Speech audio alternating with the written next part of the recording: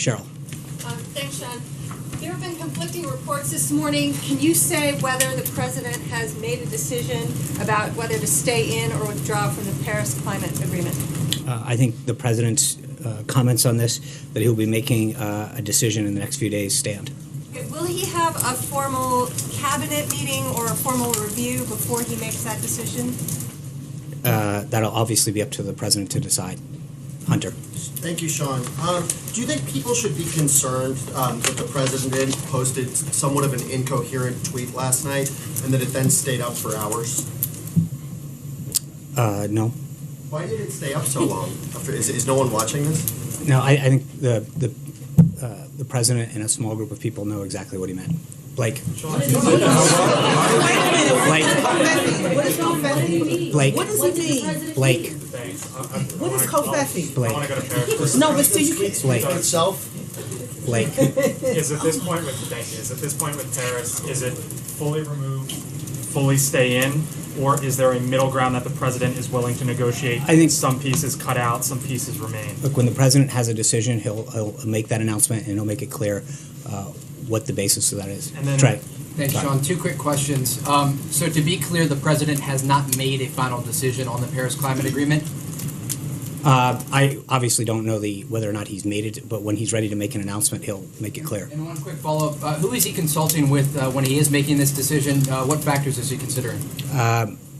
He's listened to a lot of people, both here, industry leaders, as I think Director Cohen mentioned last week. He consulted with foreign leaders, but he's talked to industry leaders. He's had a lot of input, and ultimately he'll make the decision. John. Thank you, Sean. Two questions. First, yesterday you spoke very strongly and passionately about the president's commitments to human rights. Will he bring up his own strong belief in human rights with the Prime Minister of Vietnam, particularly given the very negative reports on human rights from Human Rights Watch and the State Department? I'm not going to get into the private discussions the president's had. I think we've talked about this with respect to other foreign leaders, that he believes that a lot of the effectiveness of his actions is done behind scenes, and we'll have a readout for that meeting when it's done. All right, my other question is this. Yesterday, you answered my question about the president and President Duterte of the Philippines and his war on drugs. President Duterte has also declared martial law in Mindanao in fighting terrorists and has suggested he might declare a nationwide martial law, not unlike that of the Marcos regime for 15 years. Does the president have any views? I think you should touch base with the State Department on that. Sean. Yeah. Thanks, Sean. Does the White House still plan on releasing ethics pledge waivers by tomorrow? And if so, will that be administration-wide? And is there any information you can get to us on how to access that? Yeah, I should have an update for you at some point on that.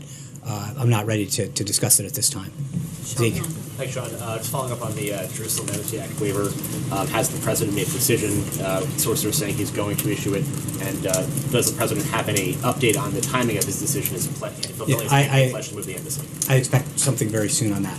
And so will the president also give an explanation for why he's taking whichever action he's taking, given that this was a central campaign pledge of his? Yeah, I think once we have a decision, we'll put it out and we'll have a statement for it. Amen.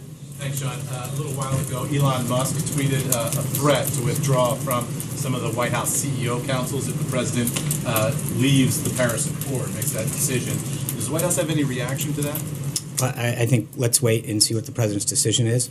I don't want to get ahead of the president. When he makes that decision, we'll let you know and have any further reaction at that time. Can you characterize Elon Musk's level of input here? He said he's been advising the president on this. This is somebody that the White House obviously has invited multiple times and participates on multiple councils here. So is he a trusted advisor? I think the president has a lot of people that he gets input from on a lot of issues. Sean, yeah. CNN is reporting that James Comey will testify that the president pressured him to drop the Michael Flynn investigation. Did the president engage in obstruction of justice in repeated meetings with James Comey? Our job, we are focused on the president's agenda, and going forward, all questions on these matters will be referred to outside counsel Mark Kasowitz. Thanks, Sean. The president met with European leaders last week, obviously. Did those discussions from the German chancellor and others influence his decision-making on the Paris Climate Agreement? As I mentioned, the president has taken input from a lot of individuals to help formulate his decision-making, and when he's got that decision made, we'll make it clear. And a follow-up, please. There are several ways that the president could withdraw from the Paris Climate Agreement, the fastest of which is withdrawing from the UN Framework on Convention on Climate Change. Is that on the table? Again, I don't want to get ahead of what he may or may not do. When we have an announcement, we'll let you know. Matt? Thanks, Sean. I have a question about this Kathy Griffin incident. Obviously, her conduct has been widely condemned, and it's not a partisan thing to say joking about violence toward the president is unacceptable. But on that note, I wanted to ask about Ted Nugent, who joked multiple times about assassinating President Barack Obama, who said Hillary Clinton should be hanged. He was invited to the White House for dinner by President Trump. Do you believe that was appropriate? And if Trump is offended by this incident, why was he not bothered by all of Mr. Nugent's comments? With respect to Kathy Griffin, I think the president, the first lady, and the Secret Service have all made statements on that I'll let stand. No, but Ted Nugent, the discrepancy there, why was it okay for Mr. Nugent to make these comments? I'm not, to be honest with you, I'd have to look back and see what those statements were and what the reaction was at the time. Stuck on my machine. I understand that, but I'm not aware of what the reaction was at the time. I know that the statement with respect to Ms. Griffin was acknowledged by both the First Lady, the President, and the Secret Service. But Ted Nugent did say that, Sean. Francesca. Thank you, Sean. Thank you. Not to beat a dead horse here on the Paris Agreement, though. There have been several reports today that said the President is planning to pull out of the Paris Agreement. Are you saying that those reports are wrong, that he has not made a decision yet?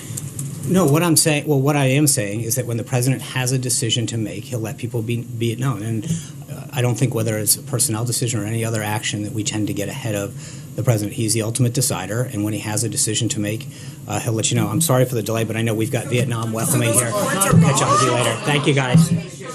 I'm sure he's going to be.